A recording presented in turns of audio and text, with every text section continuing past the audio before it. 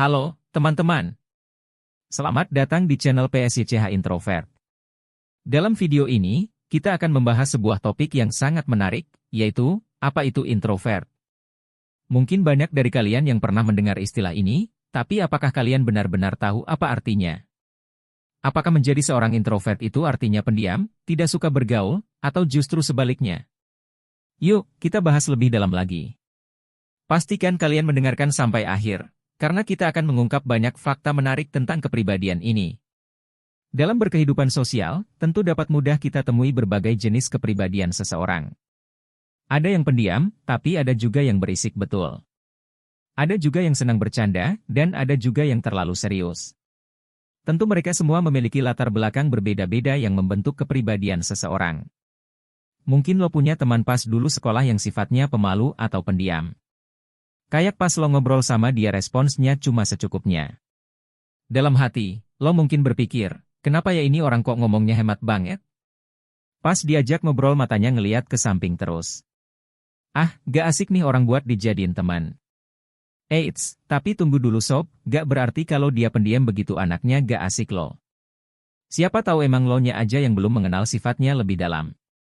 Karena baru ngobrol sebentar sama dia. Sehingga informasi yang lo dapat tentang dia baru sedikit. Jadi, lo gak bisa menyimpulkan orangnya gak asik begitu aja. Nah, dari perspektif psikologi teman lo tersebut termasuk orang dengan jenis kepribadian introversion. Sob, apa sih itu?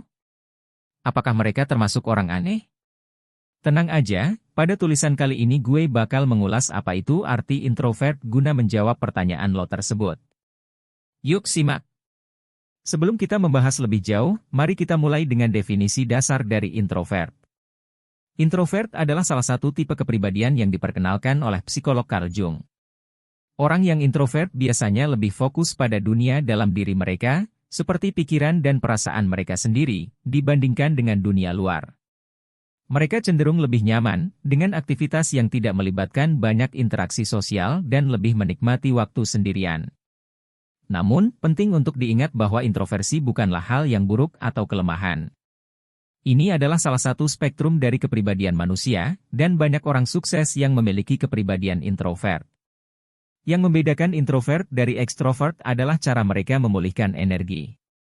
Jika ekstrovert merasa lebih energik setelah berinteraksi dengan banyak orang, introvert justru merasa lebih tenang dan segar setelah mereka menghabiskan waktu sendirian. Cara seseorang untuk mengisi ulang energi mereka pun berbeda-beda.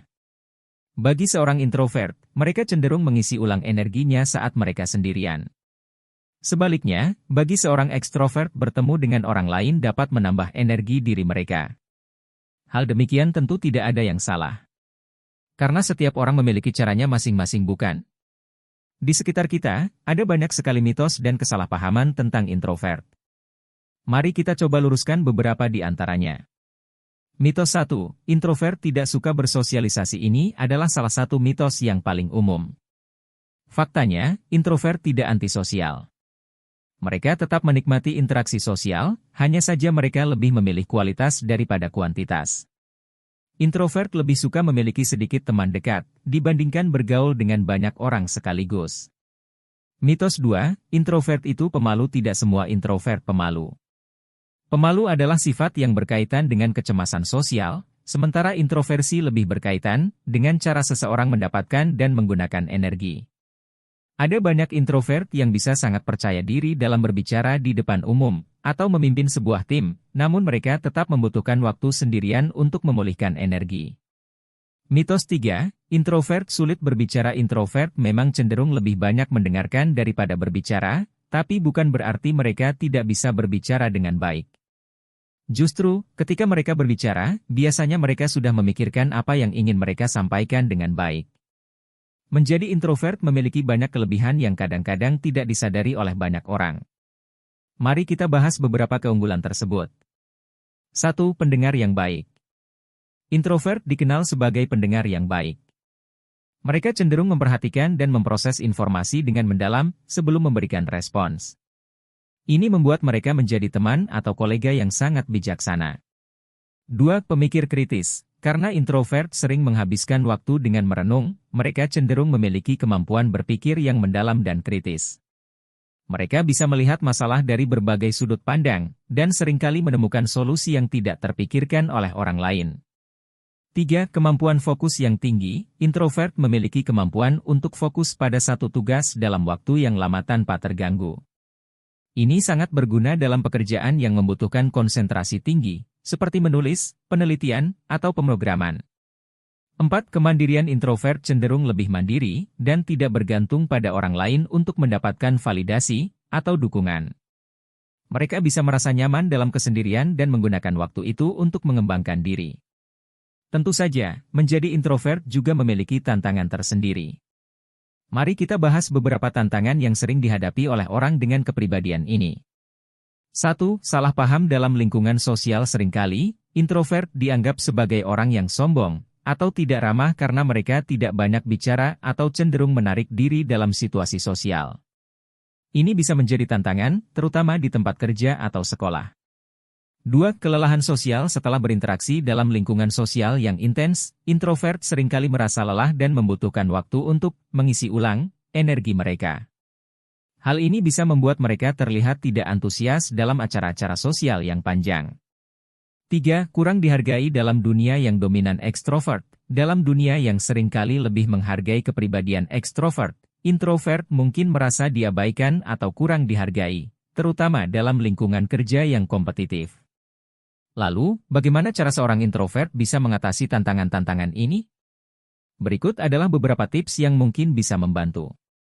1. Kenali batasan diri. Penting untuk mengetahui batasan diri sendiri. Jangan memaksakan diri untuk terus berada di lingkungan sosial yang membuat kamu merasa lelah. Ambil waktu sejenak untuk beristirahat dan kembali dengan energi yang baru. 2. Manfaatkan kelebihanmu. Gunakan keunggulanmu sebagai seorang introvert, seperti kemampuan mendengarkan dan berpikir kritis, untuk memberikan kontribusi yang berarti dalam pekerjaan atau hubungan sosialmu. 3. Komunikasikan kebutuhanmu. Jangan ragu untuk mengomunikasikan kebutuhanmu kepada orang lain.